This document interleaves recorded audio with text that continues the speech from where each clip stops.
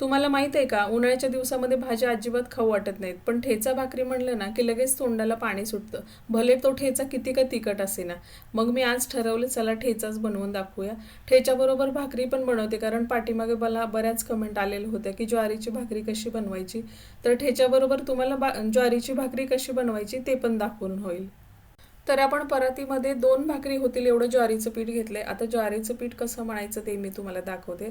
तर थोडंसं पाणी घालून ज्वारीचं पीठ मळून घ्यायचंय. एकदम जास्त पाणी नाही घालायचं, कारण ज्वारीच्या पिठामध्ये बिलकुल चिकटपणा नसतो. एकदम सुटसुटीत पीठ असतं, त्यामुळे जास्त जर पाणी झालं ना तर पातळ गोळा होईल आणि मग भाकरी थापली जाणार नाही.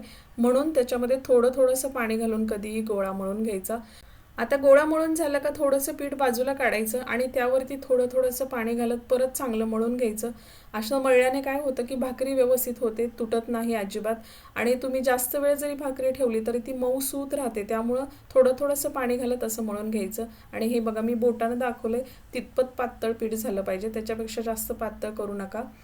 तुम्हाला माहित आहे का, स्वयंपाक करताना मी शक्यतो लाकडाची किंवा पितळेचीच भांडी वापरते, कारण त्याच्यापासून आपल्याला बराच फायदा पण मिळतो.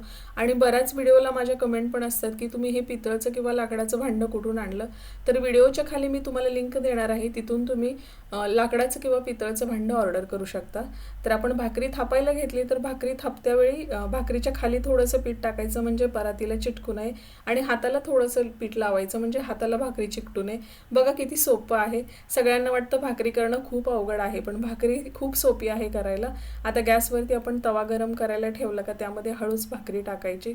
भाकरी टाकत्या वेळेस पण एकदम जोरात नाही टाकायची, कारण लगेच त्याला फोड्या येतात वरती.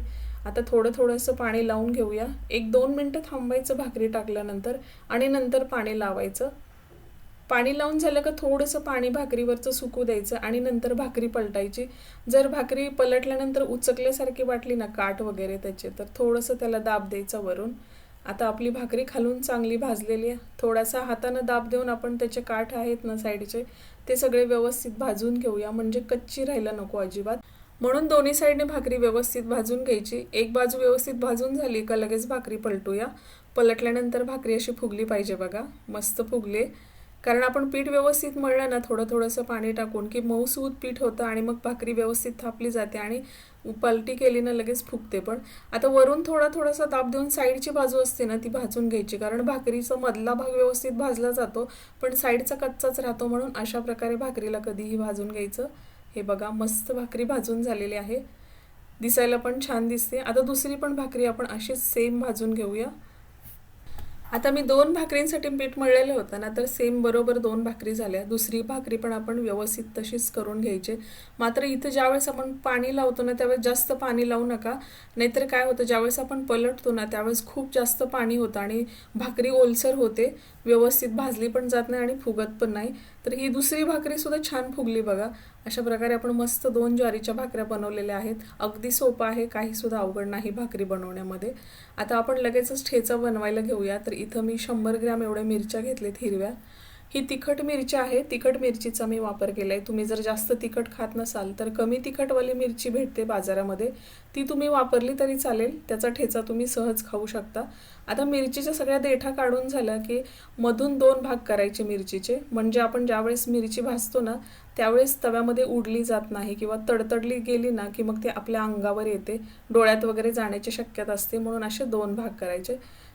आता भाकरी केलेल्या तव्यामध्येच आपण मिरची भाजून घेऊया. तर सुरुवातीला आपण कोरडी मिरची भाजायचे, नंतर थोडंसं तेल टाकून भाजूया. थोडेसे डाग पडेपर्यंत भाजून घ्यायचे. आता चांगले डाग पडले तर अर्धाभर चमचा एवढं तेल टाकायचं आणि चांगलं भाजून घ्यायचं. तेल टाकल्यानंतर मिरचीला चांगला खाट उठतो बरं का. जर तुमच्याकडे खिडकी वगैरे असेल तर लगेच ओपन करा, नाहीतर सगळ्या घरामध्ये खाट पसरेल. मिरची चांगली भाजून झाली, आपण साईडला काढून घेऊया. आणि मिरची थंड झाल्यानंतर मग वाटायला घेऊ. तर त्यामध्ये 9 ते 10 लसणाच्या पाकळ्या, 1 चमचा मीठ घातले. जेवढा लसूण तुम्ही जास्त घालाल ना तेवढा ठेचा चवीला चांगला लागतो, म्हणून थोडासा लसणाचा वापर जास्त करायचा.